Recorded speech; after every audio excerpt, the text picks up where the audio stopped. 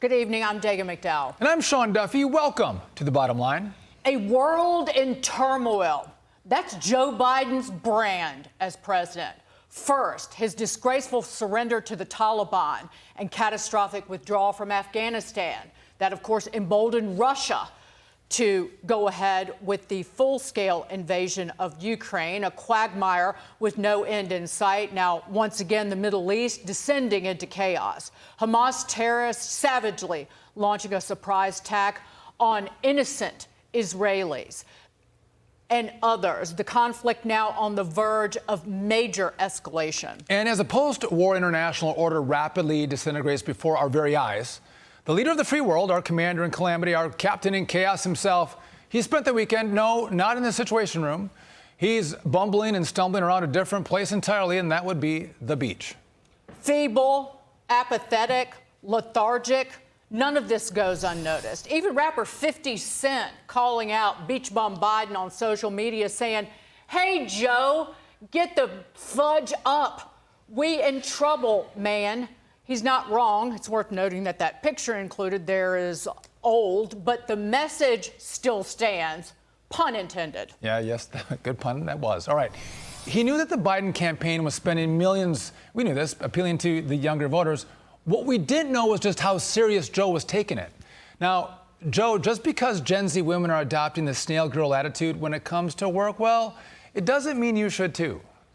Yeah, speaking of snails, he leaves a trail of sludge and goo wherever he goes, doesn't he? Let's bring in Washington Times opinion editor and Fox News contributor Charlie Hurt, along with New York Post columnist, host of the Karol Markowicz podcast, Karol Markowicz, and Fox News contributor Sara Carter. Charlie, to you first, to go to Rehoboth Beach when this clown, excuse me, that's an insult to clowns, go to Rehoboth Beach and then do a stroll on the beach having breakfast on a Sunday morning.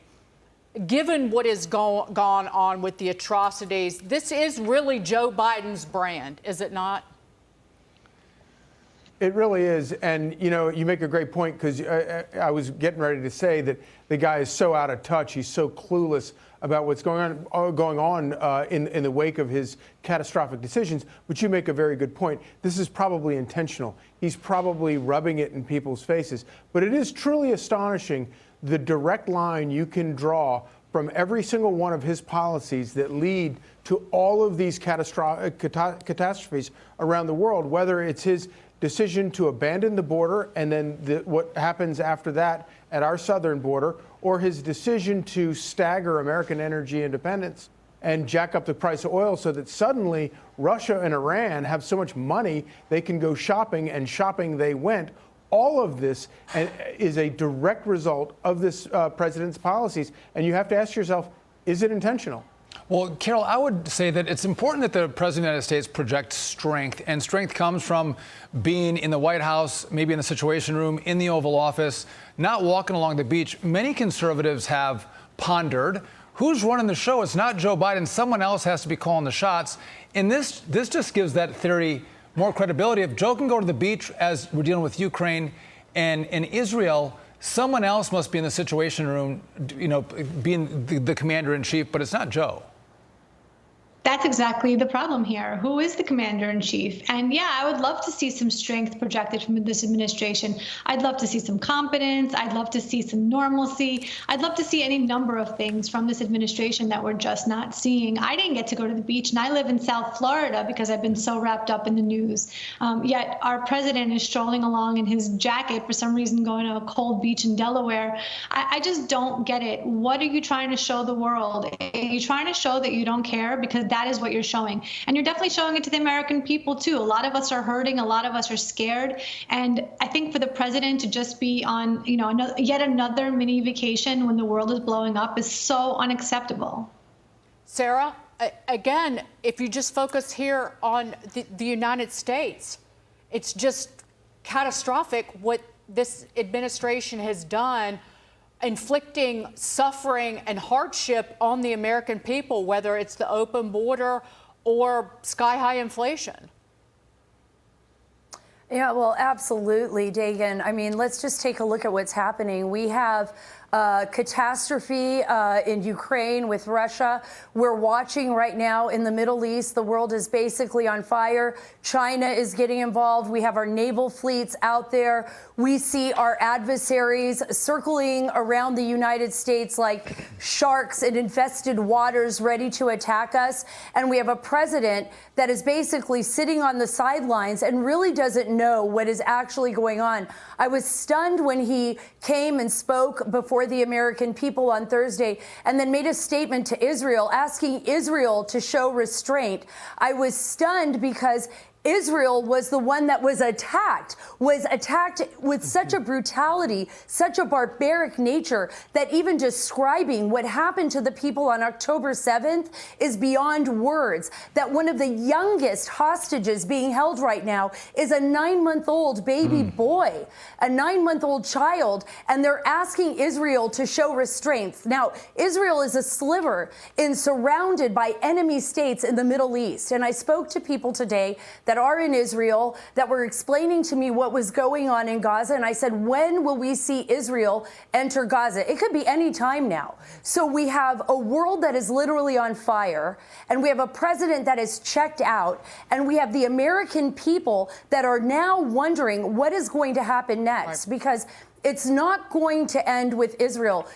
Right now, it's going to end with something happening here. We have adversaries like Iran as positioning themselves strategically, and I think that is what most people in the intelligence community and the military are most concerned with. What is the next step? Well, No, it's a good question. And I want to move to this because despite the sheer terror felt by the Jewish people around the world, given the massive resurgence of anti-Semitism in the wake of Hamas's terror attack in Israel, the White House is focused on keeping Islamophobia in check. President Biden posting on X earlier today, quote, "As Americans, we must come together and reject Islamophobia and all forms of bigotry and hatred. I have said repeatedly that I will not be silent in the face of hate. We must be unequivocal. There is no place in America for hate against anyone," I guess unless you're Jewish, Joe. Here's what White House Press Secretary Karine Jean-Pierre, again, downplaying recent displays of anti-Semitism, and immediately shifted when asked about anti-Semitism to talk about Islamophobia. Watch this. What is his level of concern right now about the potential rise of anti-Semitism in light of everything that's going on in Israel? So a couple of things. We have not seen any credible threats. I know there's been always questions about credible threats, and so just want to make sure that that's out there. But look, Muslim and those perceived to be Muslim have endured a disproportionate number of hate-fueled attacks. And certainly President Biden understands that many of our Muslim, Arab Americans and Palestinian American loved ones and neighbors are worried about the hate being directed at their communities. Karol Markowicz, your family fled. I'm just going to say. Sorry. Wait, I just want to say one thing. Joe Biden mentioned the word Islamophobia more on Thursday night than anti-Semitism. What kind of piece of human excrement is such a political animal? That's what he's worried about, all of those young voters on college campuses, right? Who are Jewish, who are going from the river to the sea, Palestine will be free. That's what they're up to. Mm-hmm. You're absolutely right. He is not concerned about the right thing here. I'm disgusted by his comments, by Karine's comments today. It is a scary time to be Jewish in America. I was never a gun person. I've been shooting several times in the last week. I'm taking my family's security very seriously. To say there are no credible threats is a joke. A rabbi was killed 2 days ago. We don't know the cause yet, but obviously if it was a different story, everybody would be jumping to the same conclusion.